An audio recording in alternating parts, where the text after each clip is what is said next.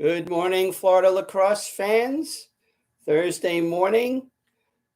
Some district finals are already in the books from last night, but we'll all be done tonight. And boy, is this going to be fun to kind of decipher and look through and see who gets the at-large bids. Tweeted out yesterday, is it more fun to see who wins the district or who gets the 7th and 8th seed? And I'm certainly leaning towards the latter. This is Lee Roggenberg, Florida Lacrosse News.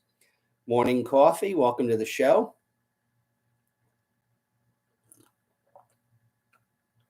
Oh, that's so good today. If you haven't already done so, please subscribe to the channel. Those who saw the tweet yesterday saw that we hit 2 milestones with the website. 400 subscribers on this particular YouTube channel. We need 1,000. I'm counting on you. Spread the word, spread the gospel. And we also passed 1 million Twitter impressions year to date.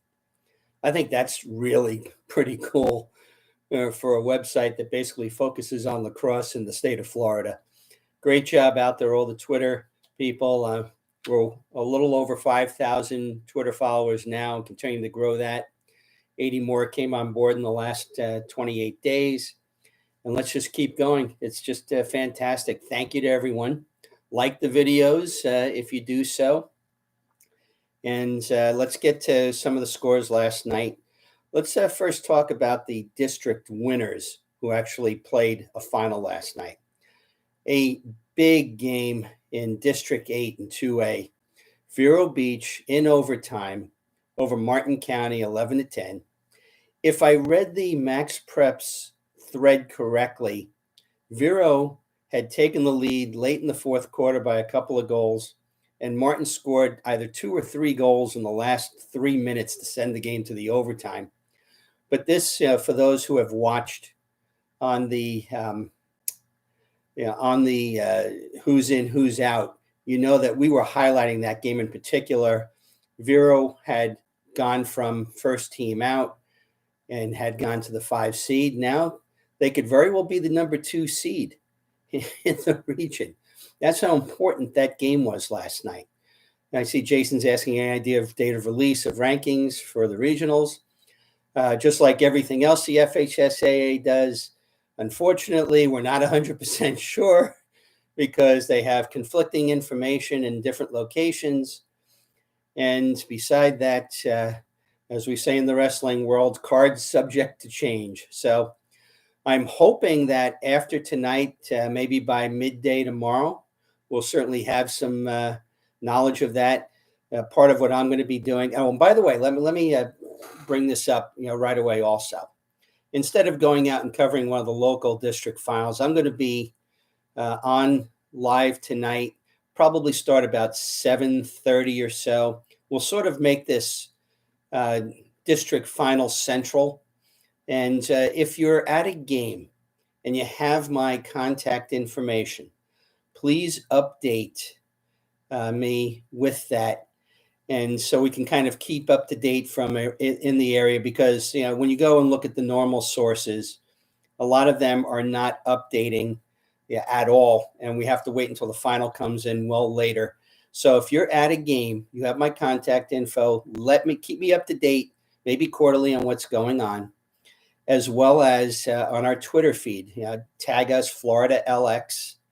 And just, give us a brief, it doesn't have to be often. Once a quarter is fine, just so that we can keep the audience updated. And you'll have one place you can come to if you want to see what's going on around the state tonight. So please think of that.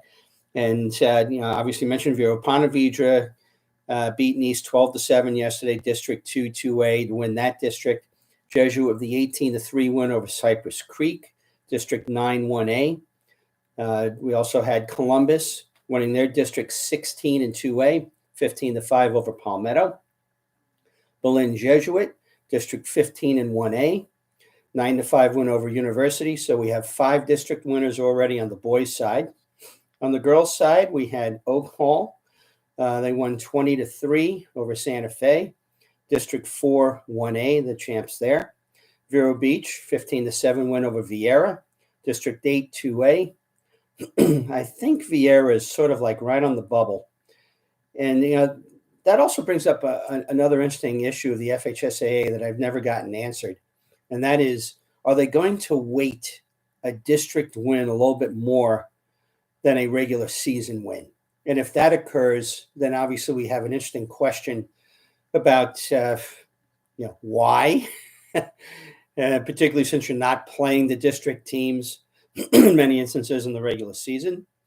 And also, why not disclose that? Let everyone know the importance of this, because if you see these major moves coming out with the brackets, hopefully tomorrow, and you don't see something that tells you what's going on, and you kind of figure, how this team jump from second team out into the 8th slot because they won one game in a district? These are the types of questions we're going to hopefully get answered. Riverview, Sarasota on the girls' side, 11-7 over Manatee. That was also a huge game we discussed with Manatee, I believe, being first team out. Getting to the finals, it's going to be close, but I think they're still going to not make a playoff, which I would be surprised at.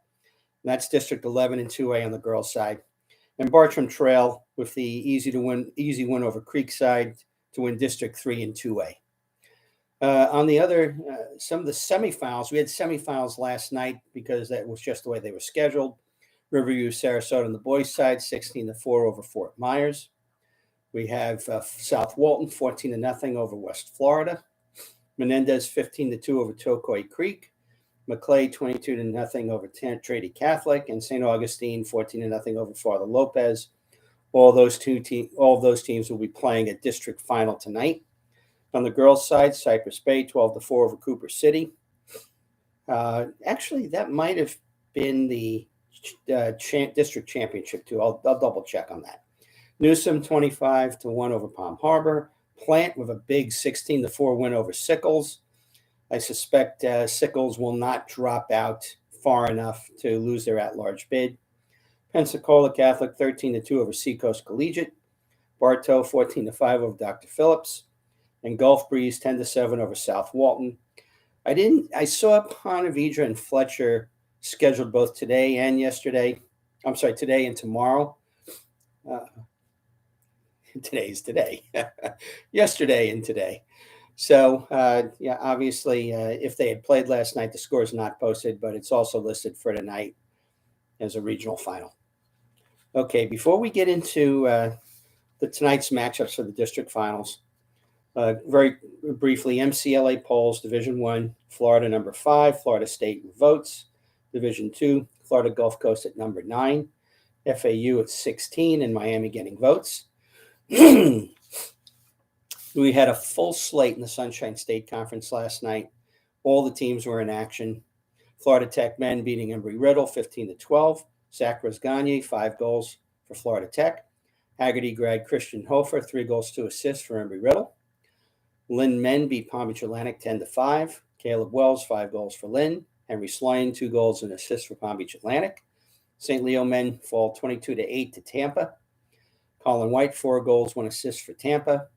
American Heritage Plantations, Ryan Marek, 2 goals for St. Leo. Florida Southern men beat Rollins 16-11. Jeff Atlas, 4 goals, 3 assists for Florida Southern. Stoneman, Kevin Horowitz went 24 for 31 at the faceoff, 77%. Finn Gent, Jack Johnson, 4 goals each for Rollins. The Lynn Women, the upset of the night. Lynn Women, 25 in the latest IWLCA poll, knocking off number 6 Rollins. And that was 12-10. Good for the Lady Knights. Sydney Hill, 2 goals and 2 assists for Lynn. Liz Fahey, 4 goals for Rollins. Florida Southern women beat St. Leo 25-17. Brenna Smith, 5 goals, 3 assists. And Haley Dalio, 6 goals, 2 assists for Florida Southern. And Fiona McLaughlin, 6 goals for St. Leo. The Tampa women beat Florida Tech 20-4. Lizzie Pierpont, Erin McLaughlin, 4 goals each. And for Florida Tech, 4 different women scored 1 goal. And finally, Embry-Riddle women beat Palm Beach Atlantic 17-11. Elizabeth Ninesling, 4 goals and 3 assists for Embry-Riddle. And Kiki Sinati, 4 goals and 1 assist for Palm Beach Atlantic. Okay. First of all, quick review Those who are wondering where we get the calculations from on the high schools and the at-large bids, this is from the April 5th power ranking release. Those who went to the website, Florida FHSAA, noticed they did not do a 412. So this is what we're going off of going into the district finals. And I can tell you that there is going to be an awful lot of interesting games that are going to settle the seed. They're going to settle who gets the at-large. Certainly 7 and 8 are up for grabs in a lot of areas. There's going to be a couple of disappointed teams. I can guarantee you that. And you have a pick from going out to games to go see tonight. A great schedule, some fabulous matchups, and you're going to certainly enjoy it. And okay, so girls 1A, District 1, we're going to have Gulf Breeze and Pensacola Catholic. In District 2, Episcopal School and Wolfson. District 3, St. Augustine and Menendez. District 5, Cypress Creek and Sun Lake. District 6, Lake Mineola, All Saints Academy. District 7, Lake Island Prep and Bishop Moore, probably the two best teams in their region. District 8, Satellite versus Edgewood. District 9, St. Petersburg Catholic versus Calvary Christian Clearwater. District 10, Holy Names Berkeley Prep. District 11, huge game, Out of Door Academy, St. Stephen's. Two very highly ranked teams in my polls. And certainly the difference between a 1 seed and a 5 seed is coming down to this game. Naples and Barron Collier in 12. District 13, Benjamin and South Fork, also two top 10 teams. American Heritage Delray in 14 and Kings Academy.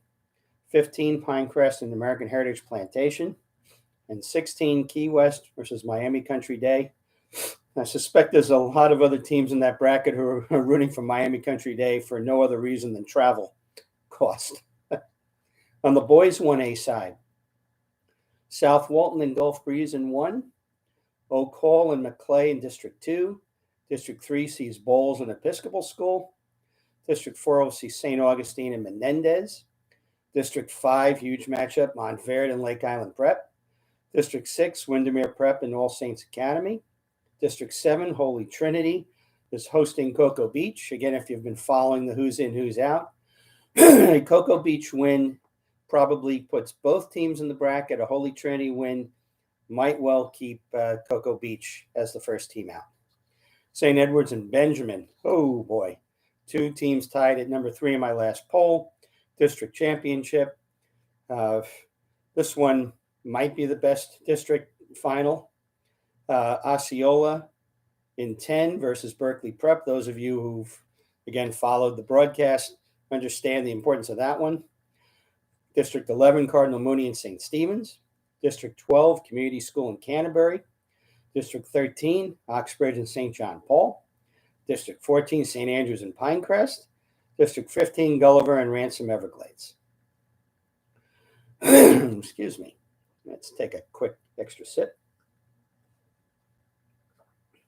Girls 2A, district finals tonight. Number 1, Niceville versus Navarre.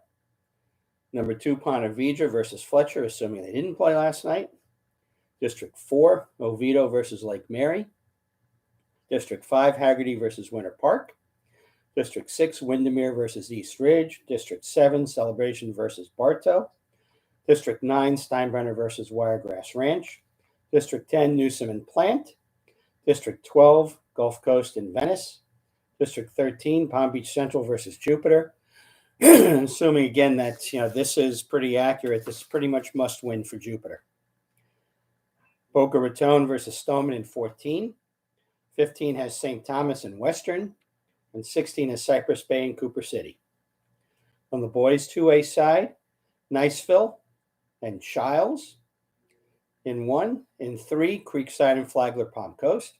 In 4, Lake Mary and Oviedo. In 5, Windermere and West Orange. District 6, Winter Park and Timber Creek. In 7, Lake Nona and Dr. Phillips. Number 9, Newsom and Bartow. District 10, Steinbrenner and Mitchell. Again, a huge game. They played a close one the first time. 1 versus 5 in the seed, potentially online. District 11, Plant and Alonzo.